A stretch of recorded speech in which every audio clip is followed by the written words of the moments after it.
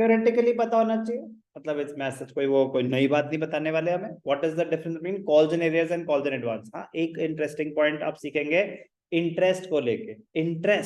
Interest आप due करोगे, आप पैसे लेट दोगे, तो company has a right to charge interest.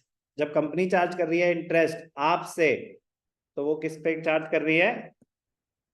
Interest on calls in arrears.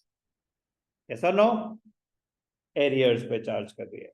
Advance आपको पैसा एडवांस में आ रहा है, आप मुझे पैसा एडवांस में दे रहे हो, तो then the company is liable to pay interest.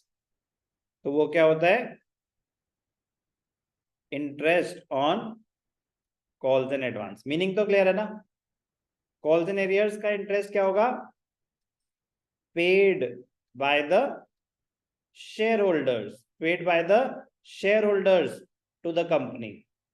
और interest on calls in advance क्या होगा? Paid by the company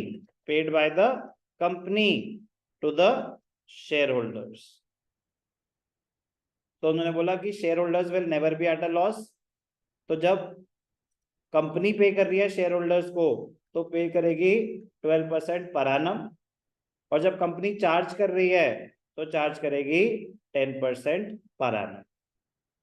interest की अकाउंटिंग ट्रीटमेंट हमारे कोर्स में नहीं है।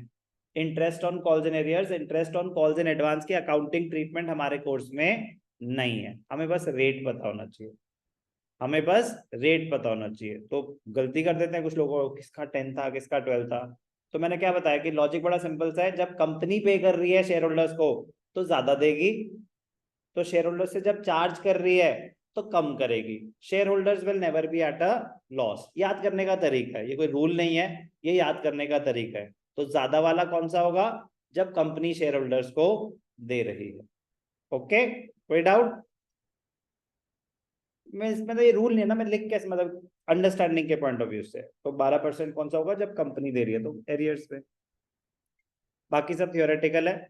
और ये भी कब, रेट कब होगा? जब स्पेसिफाइड कुछ, मतलब जैसे उन्होंने articles of association, table F of companies act, कि अगर आपने कुछ अलग फिक्स नहीं कर रखा, अगर आपने कुछ डिसाइड कर रखा है तो वही फॉलो होगा। अगर आपने बोला 5% तो 5%, आपने बोला 6% तो 6%। बट अगर कुछ स्पेसिफाइड नहीं है, तो table F of companies act is adopted as far as interest on calls in arrears and calls in advances concern.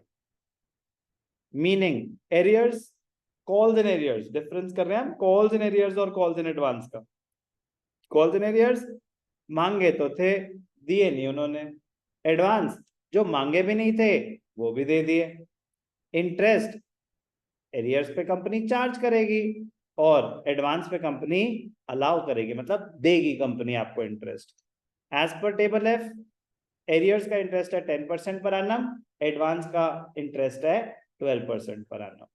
Authority under articles of association, articles of association does not have any clause to this affect as non payment is beyond companies control.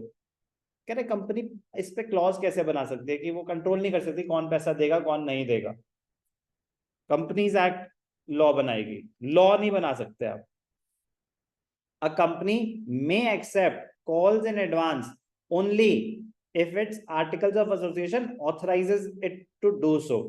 Advance में पैसे ले रहे हो, कह रहा अगर आपके पास authority अपने आर्टिकल्स ऑफ एसोसिएशन में, तो आप ले सकते हो। इसके ऊपर कंपनीज एक्ट की कोई रिस्ट्रिक्शन नहीं है, ठीक है ना? कह रहे ले सकते हो अगर आपके आर्टिकल्स ऑफ एसोसिएशन में मेंशन है तो। डिस्क्लोजर शो कहां करना है, ये बहुत इंपॉर्टेंट पॉइंट है। Calls in arrears as a reduction under subscribe capital, आता शेयर कैपिटल में ही है, बट शेयर कैपिटल में तो ऑथराइज कैपिटल भी आता है, इशूड कैपिटल भी आता है। सब्सक्राइब्ड कैपिटल में as a reduction, it by way of deduction from subscribed capital. कहां पे? शेयर कैपिटल के under. Calls in advance current liabilities में, अदर करंट लायबिलिटीज। कोई भी डाउट? इजी है थ्योरेटिकली, आने के चांसेस लो। आया तो अपने आप लिख नहीं पाओगे, अगर याद नहीं होगा ठीक से तो फिर लूज कर जाओगे। तो बेसिक्स हैं, साथ साथ क्लोज करेंगे।